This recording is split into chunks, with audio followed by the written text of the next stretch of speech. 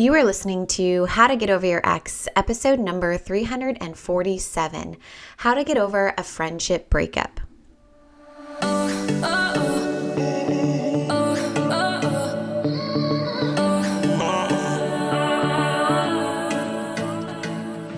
Welcome to How to Get Over Your Ex, a podcast on getting over your ex without it just taking time. I'm your host, Breakup Coach Dorothy. Let's turn your pain into power and your heartbreak into happy. Hello. How are you doing today? I love you so much. I'm giving you such a huge hug. I am actually potentially going through my very first friendship breakup. We haven't had a final conclusion conversation.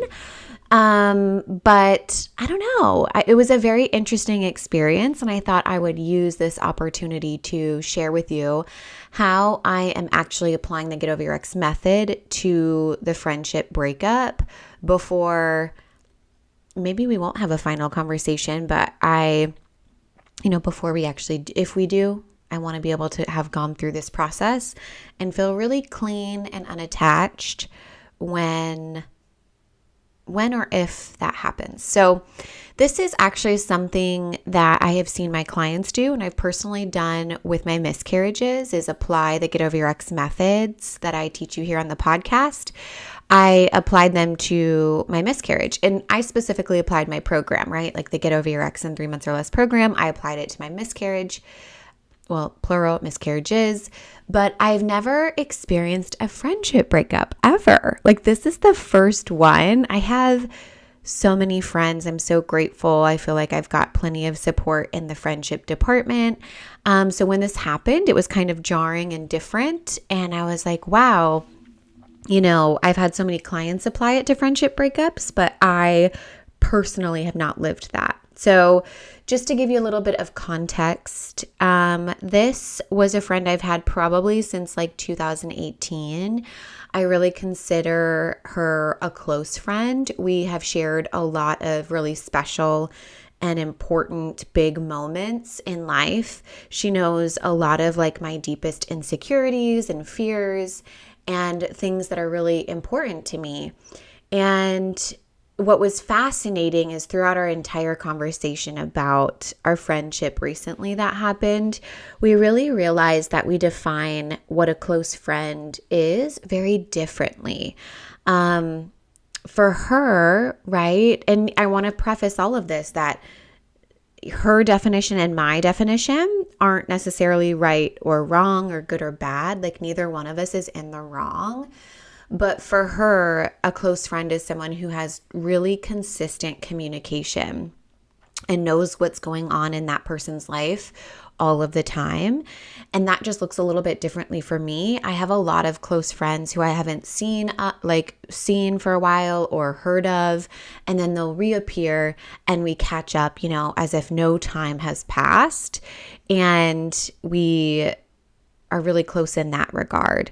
And so I guess I've just moved through, in my own personal experience, I have a lot of seasons with friends based on where I'm at with life. And I consider myself just always there for people. And I believe that all of my friends are, especially my close friends, I believe are always there for me. So I could have a close friend that we've had really in-depth conversation and stuff. And maybe that was 2 years ago and we were really in contact and had a lot of consistent contact. I think about this too, with my Boston friends. I have a lot of Boston friends, and I haven't lived in Boston for, 6 years. And sometimes they'll reach out and they'll be like, I want to come visit, or, hey, I saw this and I thought of you. And we spend some time really deep dive catching up. And I'm like, oh my God, yeah, absolutely. And I would still consider them a close friend, even though maybe we're in different seasons of life. I had just recently a friend in Chicago go through a very traumatic event, and I saw it on her Instagram, and so I reached out to her again. I consider her a close friend, and we caught up, as if no time has passed, and it was just so great to hear from her and have that conversation. And I still consider her a really close friend, even though we don't talk ongoing like that.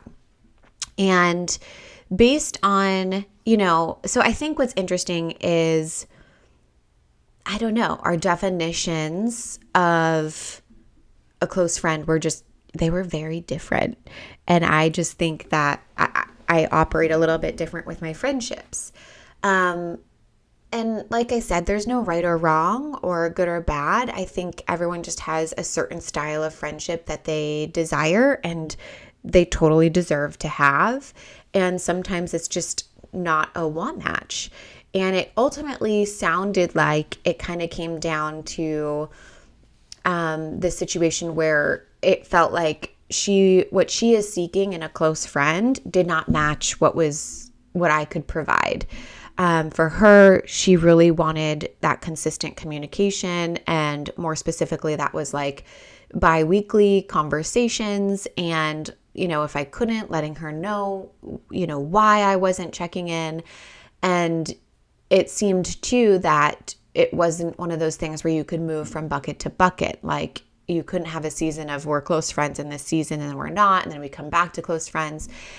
And so from there, it just seemed like I wasn't going to be able to meet the expectations of what she desires in a close friend. And again, she deserves that, right? If that is truly what she is seeking in her life, absolutely. But I was and am a little nervous to try and meet that expectation. I just don't think it's something that I can do or like be, I don't know what the word is, but like for a lifetime, I don't know if I can commit to that. And for me, it was really sad. Like, that's sad. Like, we have such a past that, it kind of felt like all of that past didn't matter because I couldn't keep up with the consistent communication bi-weekly. And that part was sad to me. And so, yeah, it's just very different. And like I said, I don't think it's wrong or bad. Everyone deserves to go after the things that they want in life. And these are the kinds of friendships that she's seeking. And that's amazing. And I'm sure she's not the only one, right? I'm sure even some of you listening probably want those kinds of friendships as well. And there was never like an official, hey, we're breaking up as friends like thing. I think I told her in one of my messages that I'm sad. It feels like we're going through a friendship breakup. But I'm like, this is fascinating because I've had so many clients share about friendship breakups and them using the get over your ex method to apply it to that as well. And I was like, I think I'm going to go through this process to just, allow myself to sort through my thoughts and sort through my feelings to arrive at some conclusions before I circle back to the conversation that we were having. So I thought I would do that in kind of like real time with you guys here, show you how that works. And if you're going through a friendship breakup, you could do the same exercises. But yeah, it's very interesting. Just the mismatch of what we desire in friendships. I think another thing I want to call out to you that was a big difference is I have almost zero expectations for my friends. And I know we're all different and there's no right or wrong here. I'm going to say that a million times. I have no expectations for my friends. And I shouldn't say no because I'm sure there are some that I'm either overlooking or forgetting about. But I typically have some expectations for like my partner. I have expectations for family. But when it comes to friends, I don't expect them to include me in everything that's ever happened in their life. I don't expect to be invited all the time. However, I love being invited, and like the friends who go out of their way to invite me, knowing that I'm going to say no, like so great. And so, yeah, it's just a very different dynamic. I don't have expectations of people texting me back fast. I don't have expectations of, especially now as a mom, I'm not going to lie, like I have zero expectation of anyone responding to my text messages quickly or having like really in-depth conversations via text. However, I love them when I can have them, but a lot of times I'm not sitting down with my phone without a child. And when I'm with my child, I don't really want to be on my phone that much. And so when I don't have my child, I'm like, there are so many things that need to get done. I would like to sleep. I would like to shower. I would like to brush my teeth. I would like to eat. I would like to get work done. I would like to just have rest and sit on the couch and do nothing or watch a show. And so typically I'm not on my phone until it's 9 p.m. or 9:30, and I'm like, I really should go to bed instead of just be on my phone.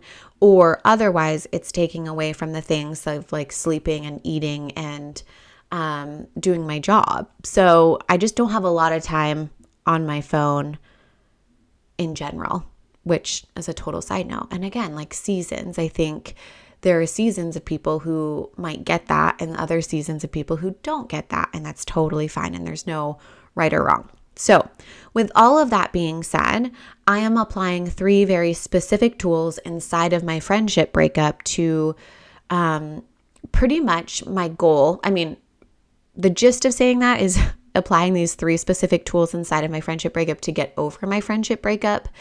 But I think more specifically, I'm working on really making sure that I don't have made up stories in my head that add undue suffering.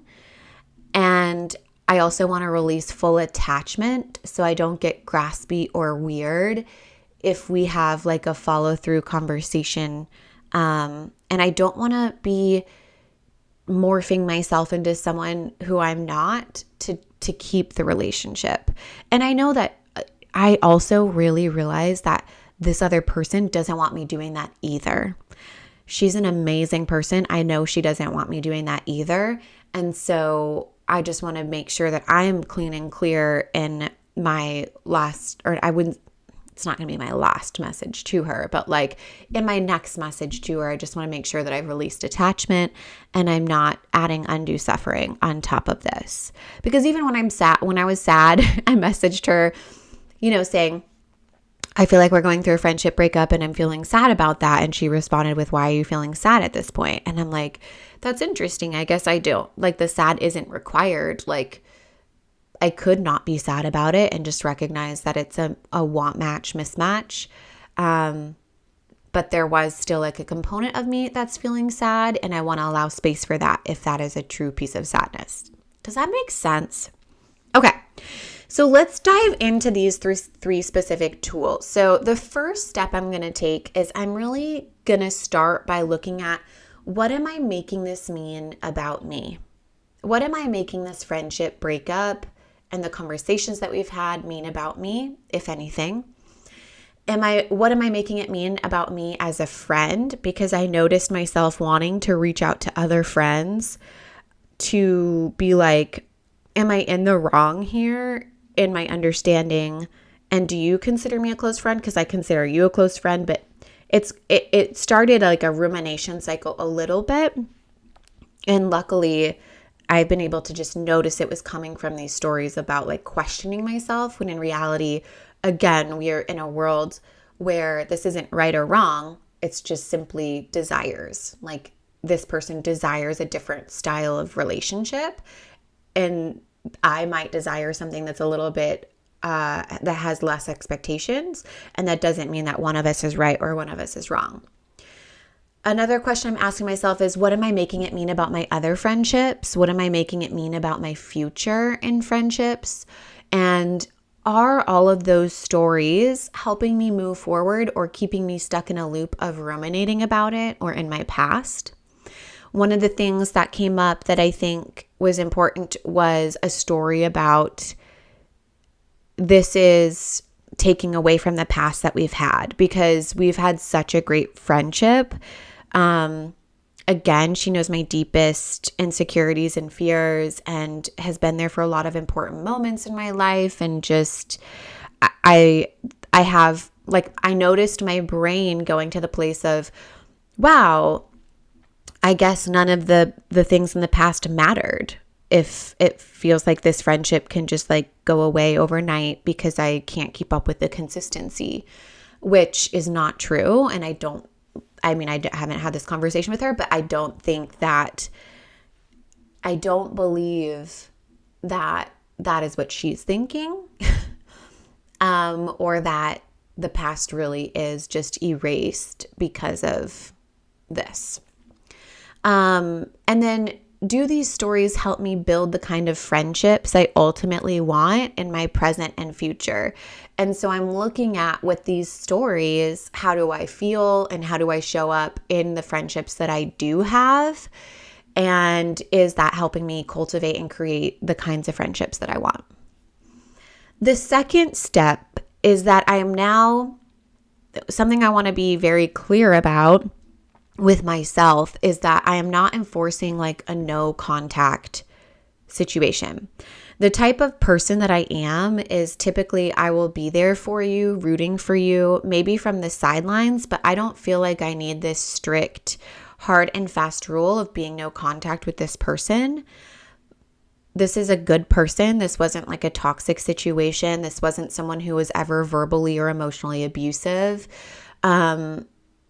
Anytime, I think the thing too is that anytime, specifically with myself, that I forbid something, if I forbid ice cream, I tell myself I can't have any ice cream, I'm going to want it more. And it reminds me too of COVID, where it was like the moment we weren't allowed to go out of our house, all we wanted to do was get out of our house. So instead of focusing on being no contact with her, like if it's her birthday and I think of it, or if something reminds me of her, I don't believe that it's like a friendship breakup where I'm going to tell myself I can't reach out to her. Like if I truly wanted to send a message, I believe that I could, and that it's a safe space to do that and it wouldn't be a problem. But instead of being focused on no contact with her, I'm actually going to be focusing on reducing desire for that specific friendship and reducing attachment to needing that friendship to create the friendship future that I want to create.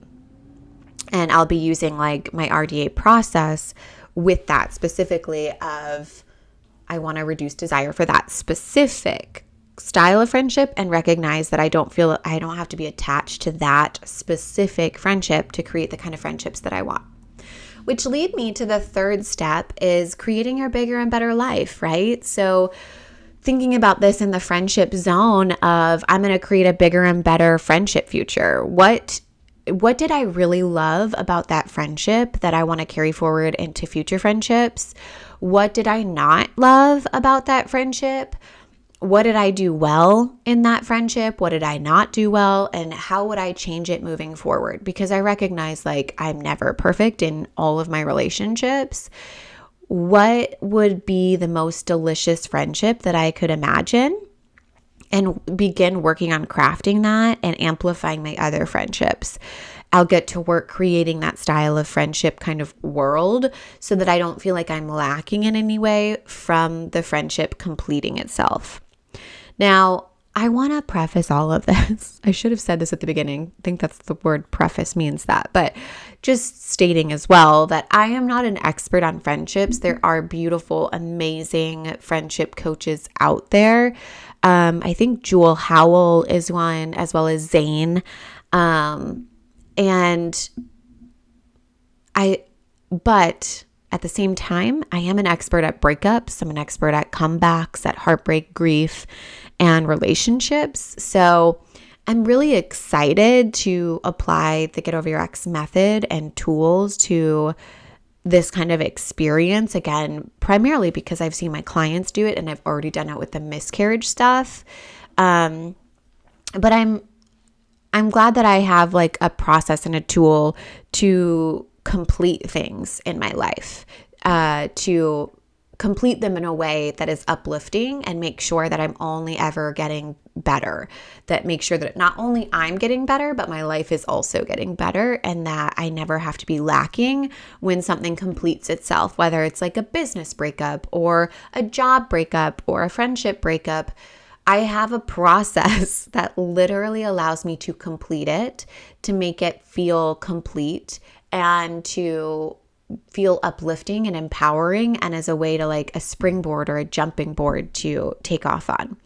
So I'm really grateful for this space to share a little bit about it here. And if you like this episode, please let me know and I can come back and talk more about what I find in the 3 steps that I'm really talking about and how it all goes. But I love you guys so much. I hope you have an amazing week, and I will talk to you next time. If you have a question about anything I've talked about on today's episode or anything in your life, I want to personally invite you to sign up for a free consultation call where we take everything you've learned here on the podcast and apply it to your life.